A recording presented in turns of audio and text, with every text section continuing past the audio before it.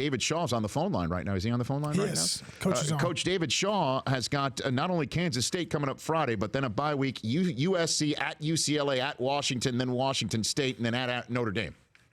I imagine Coach Shaw. Oh, by the way, Coach Shaw, hello and good morning to you, sir. Did you bring me on to cheer me up? Is that what that was? Well, no. Give me that. But you don't have any preseason games. No. To get ready, like the same way that the NFL does. So why would you prefer to have preseason games? Would you like that in college football if you could? To be honest, absolutely. And once again, this goes all the way back for years in discussions about preseason games and what they're worth. And I agree with many people. John Harbaugh the other day. Yeah. You know, if you could minimize it, right? Take a couple of games out, either make it 2 or 3. That fourth preseason game, it's pulling teeth for everybody involved. They just can't wait to get to the end of it. So what do you get? How do you get your guys ready without a preseason game in a manner that maybe the NFL could steal a page from somebody like you and Saban and Harbaugh around the country? Honestly, we do the things that the NFL doesn't do anymore. We'll go 2-a-days. We will go live scrimmages. We will go physical. We have to be in order to prepare ourselves to play that first game.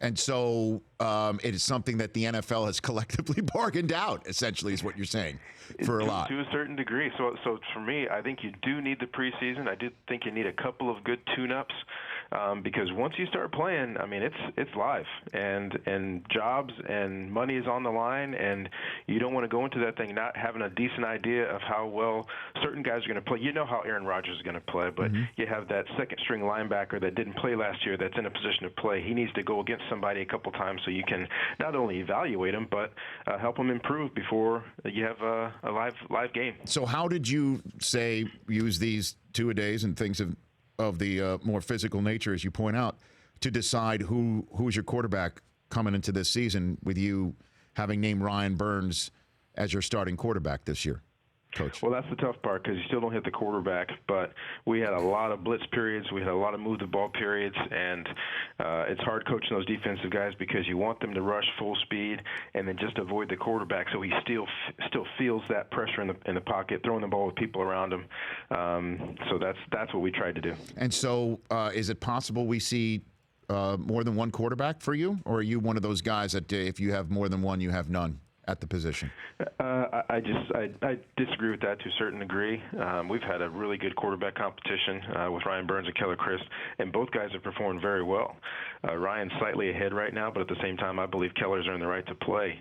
So for us, this is kind of the next step of evaluation, and I think both guys are going to get out there and have a chance to perform, and they'll continue to get evaluated, and I believe both guys can actually give a winning performance for us. When's the biggest jump for a team, do you think, in college football from week what to what? Is it 1 to 2, or from none to 1? What do you think? It's the biggest from 1 to 2.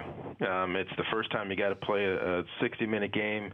There's going to be bumps and bruises, and some of those guys that practice extremely well in training camp, sometimes those guys disappear when the live game starts, and sometimes guys that haven't practiced really well, they just come alive that first game. So I think you have a good idea of who your team is the first game, from after the first game going into the second game. And Stanford head coach David Shaw joining me here on the Rich Eisen Show. You've got a pretty special player. I don't need to break the news to you, obviously, on Christian McCaffrey coming in off of what he did last year. What do you say to a kid like this before he steps on the field coming off of a year that he had, Coach? Well, the best thing about Christian and guys like Christian is you don't have to say a lot to him because those conversations have already been had to where even after the season, he's probing me, he's probing our offensive coordinator, Mike Bloomgren, and our running backs coach, Lance Taylor. Okay, what can I do better? How can I improve? How much more can I do?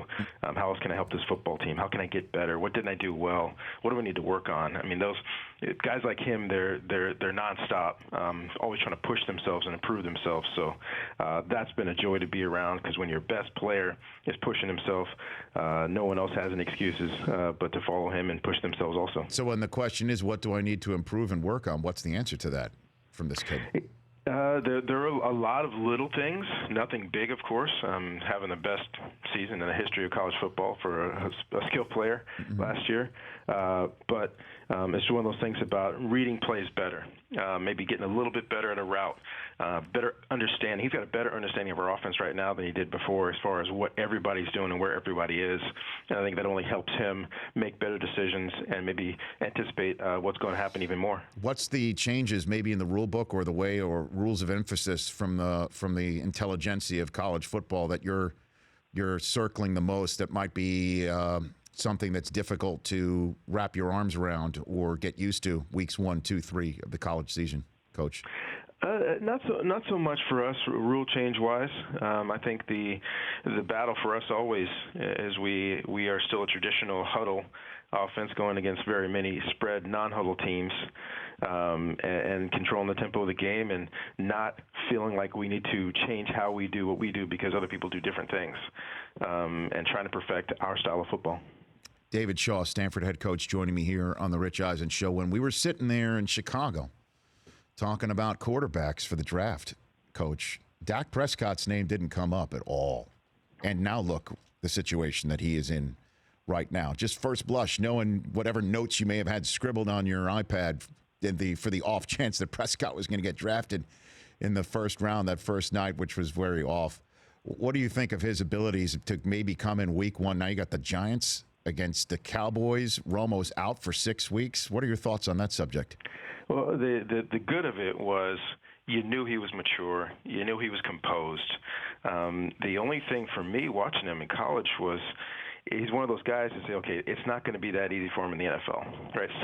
He's going to have a little more difficulty because there's nothing you could put your finger on that say that he wasn't going to be ready to play early. Mm-hmm. It's just like, gosh, he looks like a man amongst boys sometimes, and that's not going to happen in the NFL. And doggone it, you get in the preseason game, and it does happen in the NFL. He is composed. He is accurate. He's got the hard fastball, but he also has the touch and the accuracy and the mobility. He looks like a superstar. Now, what everybody has to be ready for, and he has to be ready for also, there's going to be that bump in the road. There's going to be a bad game, et cetera. But I feel he's got the people around him, and I think he's got the maturity to handle that and continue to improve. This kid's got a chance to be special. Do you know Kaepernick at all? Did you ever meet him or recruit him back in the day? Never at all. Never met him. If you're Chip Kelly, what do you do if you're that coach? Well, I think they've done it. They've surrounded him.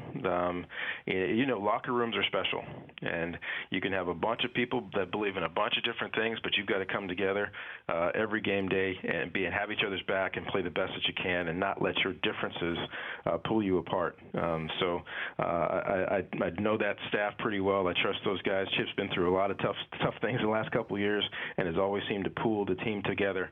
So I believe that they've already done that. Well, what if you turned around, Coach, and you saw one of your players sitting down during the national anthem, and you found out why? It was similar to Colin. Just to put yourself in that shoes, what would you do, Coach? Well, I always counsel my guys about understanding the platform that they have, even as college athletes, and to use it wisely.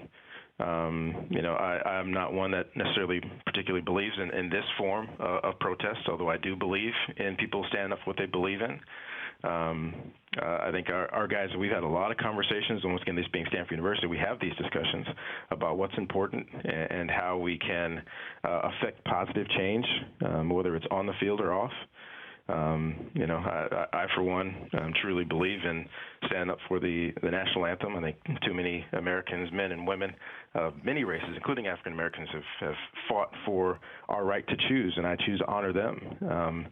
That's not disparaging on Colin necessarily, but I think that's one way that we say America's not perfect. There are a lot of bad things that happen in a lot of different places, but our hope always is for us to have the opportunity to make things better. I feel bad for Colin to a certain degree. I think he's painted himself into a little bit of a corner. Because what's going to change to make him stand? I mean, how is he going to get enough information to know that things are better? Is it locally? Is it nationally? I don't know. So I believe his heart's in the right place, like most of us do. I just know I don't think that I was chosen that way to express it. Coach, good luck against Kansas State, and then the gauntlet that you have right after all that. I'd love to check in with you from time to time throughout the season. Anytime, Rich. Good to hear from you. Same here. That's Coach David Shaw of Stanford right here on The Rich Eisen Show. The Rich Eisen Show, weekdays at noon Eastern on Audience.